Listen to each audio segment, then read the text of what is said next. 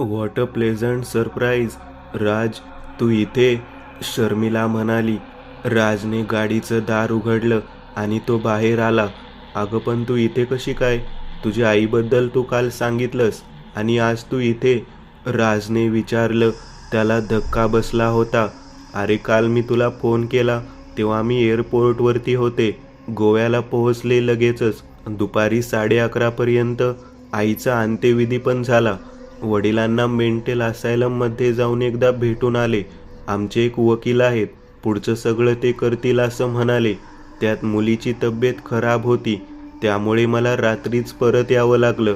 आणि राहता राहिला प्रश्न इथे यायचा तर माझे वडील आणि आई या वृद्धाश्रमाला डोनेशन द्यायचे. आईचे जुने कपडे घेऊन मी इथे आले होते. इथे कमीत कमी या लोकांना त्याचा उपयोग तरी होईल. थोडं डोनेशनही आईच्या नावाने देता येईल म्हणून मी आज इथे आले होते. का कुणास ठाऊक बरं वाटतं इथं आलं की. असं वाटतं की मी इथं आधी पण इथे कितीतरी वेळा येऊन गेली आहे. खरं सांगायचं तर मी इथे लहानपणी 1-2 वेळा आली असेल, पण आता पुण्यात आल्यानंतर मी दर 2 महिन्यांनी इथे यायचे. पण तू इथं? तिने विचारलं. अगं मी पानशेतकडून परत पुण्याला चाललो होतो एक प्लॉट बघून.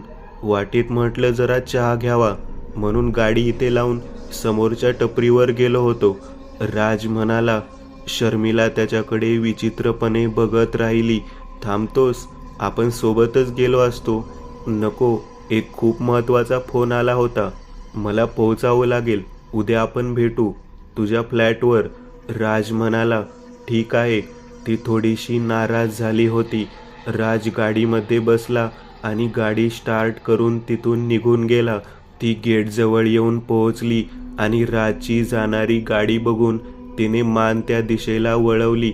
एका क्षणात तिच्या चेहऱ्याचा हावभाव बदलून गेले होते. एक विकृत असं स्मित हास्य तिने त्याच्या गाडीकडे बघत केलं आणि ती परत एकदा समोर बघून आत निघून गेली. राज आता तिथून निघाला होता. नक्की काय असेल त्या फोटोमध्ये? राजला खूपच उत्सुकता लागली होती. पण शर्मिलाचं तिथे अचानक येणं ही गोष्ट खरं तर त्याला थोडीशी घाबरवून गेली होती. शर्मिला कशी काय तिथे येऊन पोहोचली? राज आता बऱ्याच प्रश्नांमध्ये गुंतून गेला होता. विजयकांत, सुनेत्रा दोघांबरोबर त्या वाड्यात ती म्हातारी पण राहत होती. सुनेत्रानेच तिला इथून नेलं होतं, पण सुनेत्राचं आडनाव तर वाघ होतं. मग तिने इथे जे ओळखपत्र दिलं त्यात तिचं आडनाव इनामदार. कदाचित तिचं माहेरचं आडनाव इनामदार असेल. कदाचित असं तर नाही की माहेरकडून तिचं आणि सिंधूचं काही नातं लागत होतं. असं तर नसेल. पण ही सिंधू ही विश्वंभर इनामदार यांची बहीण होती हे तर स्पष्ट झालं. पण खरंच सुनेत्राचं आणि तिचं काही नातं होतं. पण शर्मिलाचं इथे अचानक येणं म्हणजे हा कोणता योगायोग असेल? एक गोष्ट तर आता अगदी स्पष्ट होती की शर्मिला ही विजयकांत आणि सुनेत्राची मुलगी होती. ही गोष्ट स्पष्ट आहे आणि ही गोष्ट आता या फक्त मलाच माहिती आहे. शर्मिलाला ही गोष्ट माहिती नव्हती. शेखर आणि शेखरच्या बायकोला देखील या गोष्टीचा अंदाज नव्हता. पण मग त्या म्हातारीचं नक्की काय झालं? ती म्हातारी पण मेली का त्या रात्रीच? कोतवालने विजयकांत सुनेत्रासोबत त्या म्हातारीचाही जीव घेतला. पण मग सुनेत्राचा जर जीव गेला होता तर मग शर्मिलाचा जन्म कसा झाला? आणि ती म्हातारी, तिचं काय झालं? गुंतागुंत वाढत चालली आहे. एका क्षणाला आता त्याने विचार करूनच बंद करून टाकलं आणि आता थेट रस्त्यावर बघून गाडी चालवण्यावर लक्ष केंद्रित करू लागला. काही अंतर पुढे आल्यावर सिग्नलला त्याची गाडी थांबली आणि अचानक त्याच्या गाडीच्या खिडकीच्या काचेवर कोणीतरी बाहेरून नॉक केलं. बाहेर एक 21-22 वर्षाची मुलगी उभी होती. दिसायला ती चांगल्या घरातली वाटत होती. अंगावर एक पांढरा टी-शर्ट, खाली जीन्स होती. राजने काच खाली केली. हॅलो अक्षय, आहेस कुठं तू? राजला विचित्र वाटलं. ती अगदी हसत त्याच्याशी बोलत होती. असं बोलत होती जणू त्यांची जुनी ओळख असेल. नाही सॉरी, कदाचित तुझा गैरसमज होतोय. बेटा, माझं नाव अक्षय नाही. प्लीज असं काय करतोयस तू अक्षय? इतका नाराज आहेस माझ्यावर अजून? अगं तुझा गैरसमज होतोय.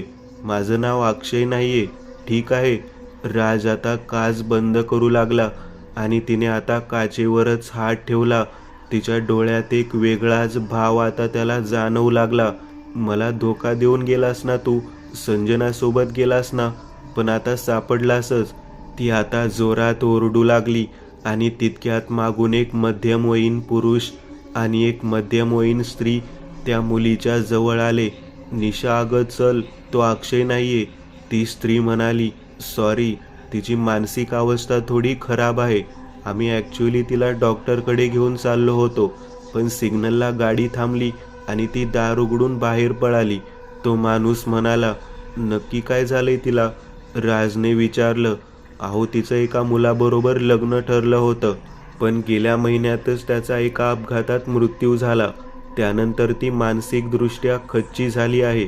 वेड्याचे झटके येतात तिला, तो माणूस म्हणाला. ती तशीच किंचाळत राजकडे बघत होती. ते दोघे तिला घेऊन त्यांच्या कारमध्ये बसले आणि सिग्नल सुटला. राजने काच वर केली आणि गाडी आता सिग्नलपासून थोडी पुढे आली आणि तितक्यात त्याला काहीतरी क्लिक झालं. मानसिक अवस्था खराब झाली. ओ शट, हे माझ्या नजरेतून कसं काय सुटलं? माय गॉड, इट्स इन्सेन.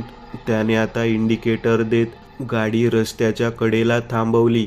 पहिली तर त्याने एक सिगरेट पेटवली गाडीत बसूनच. आता तो सगळ्या गोष्टी एकमेकांशी जोडू लागला. यस, आता सगळे डॉट्स एकमेकांशी बरोबर जोडले जात आहेत. मी फादर फर्नांडिसला जेव्हा भेटलो होतो तेव्हा त्यांनी मला शर्मिलाबद्दल बऱ्याच गोष्टी सांगितलेल्या. त्यातली एक गोष्ट म्हणजे 14व्या वर्षानंतर तिची मानसिक अवस्था अचानक खराब झालेली आणि त्यासाठी शेखर आणि त्याची बायको तिला घेऊन त्याच्या चर्चमध्ये परत आले होते. तेव्हा फादर फर्नांडिसने पीटर नावाच्या एका दुसऱ्या फादरला तिच्यावरची पिशाची बाधा दूर करण्यासाठी बोलावलं होतं. त्या पूर्ण प्रक्रियेमध्ये ती एका म्हाताऱ्या बाईच्या आवाजात बोलत होती. ती म्हणत होती की मी कुणाला सोडणार नाही, असं काहीतरी ती विचित्रपणे बोलत होती. त्याने आमचा जीव घेतला असंही ती काहीतरी म्हणाली होती. हे देखील फादर फर्नांडिसने मला सांगितलं होतं. म्हातारी स्त्री म्हणजे सिंधू त्या रात्री त्या वाड्यात हजर होती ज्यावेळी विजयकांत आणि सुनेत्राची हत्या झाली. कदाचित हत्येच्या पूर्वीच किंवा मग तो विचित्र विधी करत असतानाच सुनेत्राने शर्मिलाला जन्म दिला आणि म्हणूनच तिला हे सगळं दिसतं जे तिच्या जन्माच्या आधीच घडून गेलं होतं. तो विचित्र माणूस, कोट पॅन्टवाला थॉमस, हे सगळं तिला दिसतं जे कधी तिने पाहिलेलंही नव्हतं किंवा कदाचित तिने त्या गोष्टी सुनेत्राच्या गर्भातच असताना पाहिल्या होत्या. ती म्हातारी म्हणजेच सिंधू अजूनही शर्मिलाच्या शरीरात कुठेतरी सुप्त अवस्थेत दडून बसलेली आहे. शर्मिलाच्या सगळ्या गोष्टी पेंटिंगच्या स्वरूपात बनवणं हा योगायोग नाही किंवा मग तिचं माझ्याकडे आकर्षित होणं, तिचं रितेश बरोबर लग्न करणं हा सुद्धा योगायोग नाही. हे सगळं तिच्याकडून कोणीतरी करून घेतंय किंवा मग हा नियतीचा एक विचित्र असा फेरा आहे. डोक्यात विचारांचं काहूर माजलेलं होतं आणि तो आता फोटो स्टुडिओच्या समोर येऊन पोहोचला. गाडीतून उतरत आता तो आत गेला. या सर, एकूण 15-20 फोटो मिळाले त्यातून. त्या माणसाने ते फोटोंनी भरलेलं इन्व्हलप राजच्या समोर ठेवलं. कॅमेरा थोडा लवकर नाही मिळणार का रिपेअर करून? राजने विचारलं. 1 मिनिट, मी त्या माणसाला फोन लावून देतो, तुम्ही बोला, असं म्हणून त्या माणसाने मोबाईल काढत त्या कॅमेरा रिपेअर करणाऱ्या माणसाला फोन लावला. हॅलो, कॅमेरा लवकरात लवकर रिपेअर करून मला हवा होता. माझ्याकडे जास्त वेळ नाहीये साहेब, 4-5 दिवस तर लागतीलच. मुंबईवरून स्पेअर पार्ट मागवायचेत. कॅमेऱ्याची बॅटरी, चार्जिंगची केबल, सगळं काही तिकडूनच मागवायचं आहे. तुम्ही तो कॅमेरा रिपेअर करायला 4,000 खर्च सांगितलाय. मी 20,000 देतो. काहीही करा, पण मला कॅमेरा उद्या दुपारपर्यंत रिपेअर करून द्या. राजने एवढी जास्त किंमत सांगितल्यावर तो माणूस क्षणभर उडालाच. साहेब खरं सांगताय, 20,000 रुपये देताय? त्या माणसाने परत एकदा विचारलं. 25,000 देईन, मग तर करताल उद्यापर्यंत रिपेअर? राज म्हणाला, होऊन जाईल साहेब, पण 10,000 ॲडव्हान्स द्यावे लागतील. तो माणूस म्हणाला. राजनी जॅकेटच्या खिशात हात घातला आणि एक इन्व्हलप बाहेर काढलं. इन्व्हलपमध्ये 30,000 रुपये होते. यांच्याकडे सगळेच पैसे देऊन जातोय, राज म्हणाला आणि त्याने फोन फोटो स्टुडिओवाल्याला दिला. अरे कर काहीतरी लवकर, त्यांनी सगळेच पैसे दिलेत, फोटो स्टुडिओवाला त्याला म्हणाला. आणि तो देखील आता उद्या संध्याकाळच्या आत कॅमेरा रिपेअर करून द्यायला तयार झाला. राजने ते फोटो आणि तो निघाला. काही वेळातच तो घरी परत आला. खोलीच्या आत जात त्याने आतमधून दार बंद करून घेतलं. आता त्याला कोणताही डिस्टर्ब नको होता. टेबलजवळ येत ते पाकीट टेबलवर ठेवलं आणि एक सिगरेट पेटवत खुर्चीवर बसला. ते फोटो आता त्या पाकिटातून त्याने बाहेर काढले. पहिला फोटोत एक 35-36 वर्षाचा माणूस आणि त्याच्याबरोबर एक स्त्री दिसत होती. महाबळेश्वरच्या एलिफंटा पॉइंटच्या जवळचा तो फोटो होता. फोटोत दोघेही शेजारी शेजारी उभे होते. फोटोच्या उजव्या कोपऱ्यात खाली तारीख देखील दिसत होती. ती तारीख होती 27 जानेवारी 1991. हा कदाचित त्यांच्या हनीमूनचा वगैरे फोटो असावा. तो फोटो त्यांनी बाजूला ठेवला आणि दुसरा फोटो बघायला सुरुवात केली. दुसरा फोटो त्यांच्याच घरातला दिसत होता, जिथे मागे एक त्या काळातला कलर टीव्ही सुरू होता, ज्यात दूरदर्शनवर बातम्या सुरू होत्या. तो फोटो बाजूला ठेवला. पुढचे 5-6 फोटो असेच होते. घरातले, नवीन मोटरसायकल घेतल्यानंतर सुरू असलेल्या पूजेचे. आणि आता एका फोटोवर येऊन त्याची नजर थांबली. तो फोटो काहीतरी विचित्रच होता. कुठल्या तरी खिडकीतून तो फोटो काढल्याचं दिसत होतं. खिडकीच्या 2 सळ्यांच्या मध्ये कॅमेरा धरून त्याने खोलीच्या आतला फोटो घेतल्यासारखं वाटत होतं. फोटोत एक माणूस पाठमोरा उभा दिसत होता आणि एक कंदील त्याच्या बाजूला ठेवलेला दिसत होता. तो फोटो राजने अतिशय नीट पाहिल्यावर त्याला धक्काच बसला, कारण तो फोटो वाड्यातल्या त्याच मोठ्या खोलीतला होता जिथे तो विधी केला जायचा, जिथे तो कॉफिन ठेवला जायचा. तो पाठमोरा व्यक्ती एक वृद्ध माणूस होता, जो पूर्ण विवस्त्र होता. राजने आता दुसरा फोटो बघितला. दुसरा फोटो त्याच रात्रीचा अगदी 2 मिनिटानंतरचा होता. आता त्या फोटोत तो माणूस कॉफिनचं दार उघडून मागे येत असल्याचं दिसत होतं. आणि या फोटोमध्ये त्या माणसाचा चेहरा आता व्यवस्थित कैद झाला होता. वृद्ध, सुरकुतलेला चेहरा, थोडा स्थूल असा तो दिसत होता. राजने आता लगेच तिसरा फोटो बघितला. तिसऱ्या फोटोमध्ये त्या माणसाच्या हातात एक हंटर होता. तोच हंटर रंगीबेरंगी दोरे गुंडाळलेला. तो हंटर उगारत असल्याचं त्या फोटोत दिसत होतं, पण समोर तर कोणीच नव्हतं. राजने आता खोलीतले लाईट पूर्ण सुरू केले. भिंगाखाली तो फोटो धरत आता तो बारकाईने त्या फोटोचं निरीक्षण करू लागला. फोटोमध्ये अगदी धुरकट अशी एक मानवी आकृती त्याला दिसत होती, जी वर पाहता त्या फोटोत दिसत नव्हती. पण फोटो भिंगाखाली धरून नीट बघितल्यावर ती धुरकट अशी आकृती तिथे दिसत होती. राजने आता त्याच्यानंतरचा फोटो बघितला. तो फोटो त्या रात्रीचा नव्हता. कदाचित विजयकांत त्या रात्रीनंतर मध्यंतरी तिथं कधीतरी आला असेल. दिवसा उजेडी वाड्याच्या त्याच मोठ्या खोलीतला तो दिवसा काढलेला फोटो होता. मग पुढचे काही फोटोज वाड्याच्या आतल्या वेगवेगळ्या मजल्यावरचे होते, जे मजले राजने 2 दिवसापूर्वीच तिथे जाऊन पाहिले होते. त्याचबरोबर जाळ्या जळमटांनी भरलेली वास्तू त्या फोटोमध्ये दिसत होती. आणि आता शेवटचे 4 फोटो बाकी होते. त्यातल्या एका फोटोमध्ये तो आणि सुनेत्रा वाड्याच्या त्या खोलीमध्ये दिसत होते, जिथे त्यांचं सामान राजला सापडलं होतं. ते दोघेही फोटोमध्ये स्मितहास्य करताना दिसत होते, म्हणजे त्यांना कोणतेही टेन्शन नव्हतं असं वाटत होतं. ते फोटो नक्कीच तेव्हाचे असावेत जेव्हा ते त्यांच्या मृत्यूपूर्वीच्या काही दिवस त्या वाड्यातच राहायला आले होते. आणि आता राजने त्याच्यानंतरचा फोटो बघितला. त्या फोटोमध्ये राज सुनेत्राच्या खांद्यावर हात ठेवून त्या खोलीच्या दारात उभा होता. पण त्या दोघांच्याही मागे काही अंतरावर त्याला एक म्हातारी दिसत होती.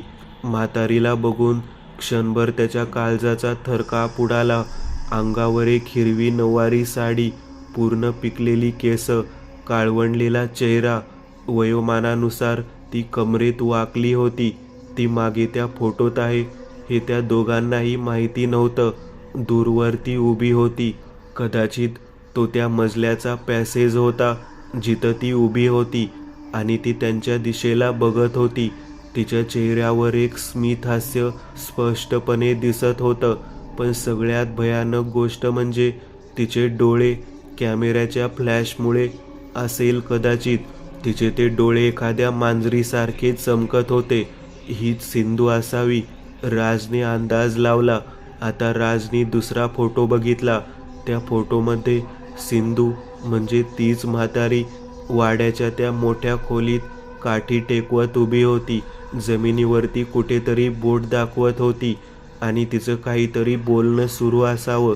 त्याच वेळी कदाचित विजयकांतने तिचा फोटो काढला असावा. शेवटचे काही फोटो बाकी होते. राजने आता त्यातला एक फोटो उचलला. तो फोटो त्या खोलीतला होता जिथे जमिनीवरती आकृती कोरलेली होती. त्या आकृतीच्या भोवती बाजूला ठेवलेली ती दगडी पंती देखील दिसत होती आणि त्या फोटोत सिंधूचे पाय आणि तिच्या हातातली काठी देखील दिसत होती. आता त्यानंतरचा एक फोटो होता ज्यात सिंधू आणि सुनेत्रा शेजारी शेजारी बसलेल्या. सिंधूच्या खांद्यावर सुनेत्राने हात ठेवला होता आणि त्या दोघीही कॅमेराकडे बघत होत्या. सिंधूच्या चेहऱ्यावर कोणतेच हावभाव नव्हते आणि सुनेत्राच्या चेहऱ्यावर एक हास्य होतं. तो फोटो त्या खोलीतला होता जिथे राजला त्या दोघांचं सगळं सामान मिळालं होतं. पुढचा एक फोटो होता ज्यात सुनेत्रा आणि विजयकांत दोघेही वाड्याच्या बाहेर त्या मोडलेल्या गेटजवळ उभे होते. तो फोटो दिवसा काढलेला दिसत होता. त्या फोटोत सुद्धा दरवाजात उभी असलेली सिंधू मागे स्पष्टपणे कैद झालेली होती. आता सगळे फोटो बघून झाले होते. राज आता मनातल्या मनात बरेच अंदाज लावू लागला. सुनेत्राचा आणि सिंधूचा तो फोटो पाहताना एक गोष्ट त्याच्या लक्षात आली की सुनेत्रा आणि सिंधूचं नक्कीच काहीतरी नातं होतं. म्हणजेच सुनेत्रा ही इनामदार घराण्याचीच कुणीतरी लागत असावी. कदाचित तिने वृद्धाश्रमात जे सांगितलं होतं की सिंधू माझी आजी आहे ते तिने खोटं सांगितलेलं नव्हतं. ती इनामदारांचीच कुणीतरी होती. मग कदाचित विवाहानंतर तिचं आडनाव बदललं. ते लोक तिला वृद्धाश्रमातून तिथे घेऊन गेले. याचाच अर्थ तिला बरंच काही माहिती होतं त्या विधीबद्दल. बरंच नाही, तिला सगळंच माहिती होतं. त्याचमुळे तेथील तिथे घेऊन गेले. या फोटोजमध्ये असे स्पष्ट जाणवते. ती त्या जमिनीवर कोरलेल्या आकृतीकडे बोट दाखवत विजयकांत आणि सुनीताला काहीतरी सांगत होती. त्या व्हिडिओ कॅमेऱ्यात नक्की काय असेल? आता तो कॅमेरा रिपेअर झाला असता तर मला सगळं काही मिळालं असतं. आता सगळी भिस्त त्या व्हिडिओ कॅमेऱ्यावर आहे. तो जर दुरुस्त नाही झाला तर सगळे धागे इथंच तुटतील. त्याला टेन्शन आलेलं, कारण जे काही आता होईल ते सरळ नसेल. अजूनही माहिती नाही की हा अघोरी विधी नक्की आहे काय. धरमपालला या गोष्टीबद्दल पूर्ण माहिती होती, कारण त्याच्या कित्येक पिढ्या हे अघोरी काम करत होत्या आणि कित्येक पिढ्यांनी तो कॉफीन शोधण्यात स्वतःच्या हयाती घालवल्या होत्या. काहीतरी चमत्कार व्हावा आणि मला पुढचा महत्त्वाचा धागा सापडावा. त्याच्या मनातून तणावात ती एक गोष्ट आपसूक बाहेर पडली. टेबलवरचे सगळे फोटो गोळा करून त्याने त्या पाकिटात भरायला म्हणून सुरुवात केली आणि एक शेवटचा राहिलेला फोटो जो त्याच्याही नकळत आतमध्ये राहिलेला, त्याने तो फोटो बाहेर काढला. तो फोटो त्याच रात्रीचा होता ज्या रात्रीचे आधीचे 2-3 फोटोज नुकतेच राजने बघितलेले. हा फोटो त्याच वाड्याच्या बाहेरचा होता. धरमपाल कोतवाल सोबत आणखी एक माणूस त्या फोटोत दिसत होता. डिक्कीतून ते दोघे तो कॉफिन बाहेर काढत होते. त्या व्यक्तीची शरीरयष्टी मजबूत होती. 6 फूट उंची, लांब खांद्यापर्यंत वाढलेले केस, अंगावर एक कुर्ता आणि पॅन्ट. चेहरा मात्र नीट दिसला नाही. म्हणजे धरमपाल सोबत आणखीही कोणीतरी असायचं ज्याला सगळं माहिती होतं. नवीन संकेत. पण कोण होता हा? राजचा फोन वाजला. दचकून त्याने फोनकडे बघितलं. फोन शर्मिलाचा होता. त्याने फोन उचलला. हॅलो, बोल, राज म्हणाला. कुठं आहेस? आज संध्याकाळी फ्री आहेस का? तिने विचारलं. का ग? अरे, का प्रोग्रामला जायचं होतं. कसला प्रोग्राम? काही नाही, नाटकं असतात काही लोकांची, तिथंच तोंड दाखवून यायचं, ती म्हणाली. म्हणजे? मला काही समजलं नाही. अरे, माझ्या सासरच्यांचे एक चुलत भाऊ आहेत मुंबईचे, तर सासरी गेल्यामुळे सगळ्या बिझनेसमध्ये कसं शिरता येईल त्यासाठी त्यांनी नवीन नाटकं सुरू केली आहेत. त्यांच्या मुलांनी एक पुस्तक लिहिले, माझ्या सासऱ्यांच्या आयुष्यावरती बायोग्राफी लिहिली आहे. त्याचं अनावरण होतं. इच्छा नसतानाही मला जावं लागते. आता हेच लोक आमच्या विरुद्ध कोर्टात जायची भाषा करत आहेत आणि दुसरीकडेही अशी नाटकं करत आहेत. सासूबाई जाणार नाही त्या कार्यक्रमाला, पण त्यांनी मला सांगितलंय की तू जा म्हणून म्हटलं तू जर सोबत असतास तर बरं झालं असतं. थोडं मलाही बरं वाटलं असतं. थोडा मोरल सपोर्ट मिळाला असता. सध्या मी खूप वाईट काळातून चालली आहे. आधी नवरा गेला 2 दिवसापूर्वी, आई गेली, वडील मेंटल असायलममध्ये आहेत आणि घरातली आजारपण तर काय चालूच असतात. असं वाटतं सोडून द्यावं सगळं आणि निघून जावं कुठेतरी. शर्मिला निराश झाल्यासारखी वाटत होती. राजला वाईट वाटलं. मी आहे फ्री, किती वाजता कुठे यायचं तेवढं सांग, राज म्हणाला. बालगंधर्व रंगमंदिर येथे आहे तो कार्यक्रम. संध्याकाळी 7:30-8 पर्यंत. आपण 8:30 पर्यंत निघून जाऊ, शर्मिला म्हणाली. राजने घड्याळाकडे बघितलं. 3:30 वाजून गेले. ठीक आहे, मी पोहोचतो. राज परत एकदा तो फोटो बघू लागला. कोण असेल हा माणूस? म्हातारी सोडली तरी ह्याला पण सगळं काही माहिती असणार. पण आता याला कसं शोधायचं? त्यासाठी मला धर्मपाल कोतवालच्या इतिहासात शिरावं लागेल. त्याने डोक्याला. संध्याकाळ झालेली. 7:30 वाजता राज बालगंधर्व रंगमंदिर येथे पोहोचला. शर्मिला त्याच्या आधीच तिथे पोहोचलेली. प्रवेशद्वाराजवळ ती त्याची वाट पाहत होती. नेहमीप्रमाणे इतिहास देखील खूप आकर्षक दिसत होती. राजला बघून तिच्या चेहऱ्यावर जरा कुठे स्मित हास्य आलं. कार्यक्रम सुरू होईल 5 मिनिटात. चल आपण आतमध्ये जाऊ. मी स्टेजवरती असेल. 8:15 वाजता वगैरे मी तुला मेसेज करीन. तू बाहेर जाऊन थांब, मग मी पण निघते, शर्मिला म्हणाली. दोघेही आता आतमध्ये आले. त्या मोठ्या ऑडिटोरियममध्ये खूप लोक येऊन बसले होते. काही सीट्स रिकामे होते. त्यातल्या एका सीटवर राज बसला. शर्मिला आता चालत स्टेज जवळ आली आणि पहिल्या रांगेत बसली. स्टेजवर रसिक्यांचा एक मोठा फोटो लावलेला. फोटोला हार घातला होता. त्याच्यासमोर एक समई ठेवली होती आणि मागे एका बॅनरवर त्या पुस्तकाचं मुखपृष्ठ छापलेलं होतं. रँक्स टू रिचेस असं त्या पुस्तकाचं वजनदार नाव देखील होतं. आता कार्यक्रम सुरू झाला. स्टेजवर एक व्यक्ती आता बोलू लागला. तो या कार्यक्रमाचं सूत्रसंचालन करत होता. तर आता मी स्टेजवर बोलवू इच्छितो या पुस्तकाचे लेखक आणि रसिक शाह यांचे पुतणे प्रीतम शाह. 31-32 वर्षाचा तरुण स्टेजवर आला आणि आता बोलू लागला. एक एक करत मान्यवरांना स्टेजवर बोलवण्यात आलं. शर्मिला देखील आता स्टेजवर होती. तर या पुस्तकातला काही मजकूर मी आता तुम्हाला वाचवून दाखवणार आहे, असं म्हणून तो पुस्तकातला मजकूर वाचू लागला. काकांच्या आयुष्यातला सगळ्यात अवघड काळ कोणता? जर असं मला कोणी विचारलं तर मी सांगेन 2001. तेव्हा मी लहान होतो, पण घरातलं वातावरण बघून समजायचं की काहीतरी गडबड आहे. 4 दिवस काका घरी आले नव्हते. सगळेजण त्यांना शोधत होते. घरात पोलिसांचं येणं जाणं वाढलं होतं आणि अशातच ते सापडले. आणखी 3 दिवसानंतर लोणावळ्याजवळ एका पडीक अशा गोडाऊनमध्ये जखमी अवस्थेत ते सापडले. त्यांचं झालेलं अपहरण हा आमच्या कुटुंबासाठी खूप मोठा धक्का होता. अपहरणाचं कारण आजपर्यंत कोणाला कळू शकलेलं नाही.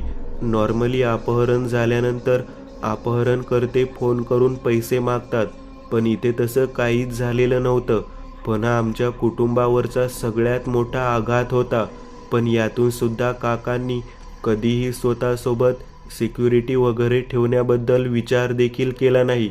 यातच त्यांच्यातलं धैर्य आणि कोणालाही न घाबरण्याची वृत्ती दिसून येते. पुस्तकातला तो मजकूर तो मुलगा वाचत होता. राजने याबद्दल कधीच काही ऐकल्याचं आठवत नव्हतं.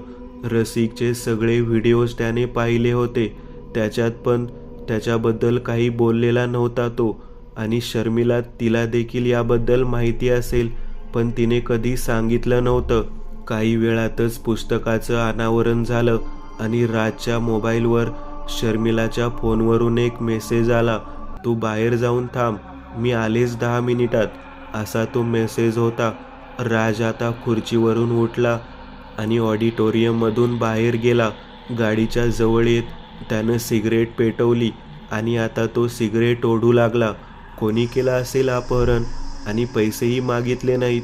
कॉफीसाठी तर नव्हतं केलं. राज अंदाज लावत होता. 10 मिनिटातच शर्मिला बाहेर आली. सुटका झाली यातून, असं वाटलं एकदम. चल कुठंतरी जाऊ, खूप कंटाळा आलाय मला, ती म्हणाली. राज आणि ती दोघे गाडीत बसले आणि आता तिथून निघाले.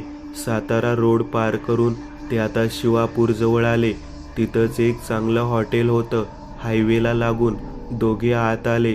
इकडचं तिकडचं बोलणं सुरू होतं, पण त्याच्या डोक्यात तेच होतं, रसिकचं अपहरण.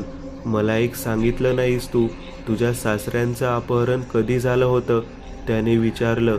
हो, ते मलाही आताच समजलं. काही दिवसांपूर्वी 2001 मध्ये झालं होतं. 7 दिवस ते बेपत्ता होते. कोणी केलं होतं ते, राजने विचारलं. कोणीतरी अमर नावाचा माणूस होता. पोलिसांनी पकडलं त्याला, पण नंतर पुराव्याअभावी त्याची सुटका झाली. हो, पण का केलं होतं त्याने, हे नाही समजले, राजने विचारलं. नाही, मला सुद्धा आताच माहिती पडलं हे सगळे. काय माहिती अजून काय काय समजायचं राहिलंय, ती शून्यात नजर लावत म्हणाली. काही वेळातच जेवण आलं. दोघांनी जेवण केलं आणि आता ते तिथून परत एकदा पुण्यात आले. तिला घरी ड्रॉप करून राज सुद्धा घरी आला. दुसऱ्या दिवशी सकाळी दीपकच्या घराची बेल वाजली.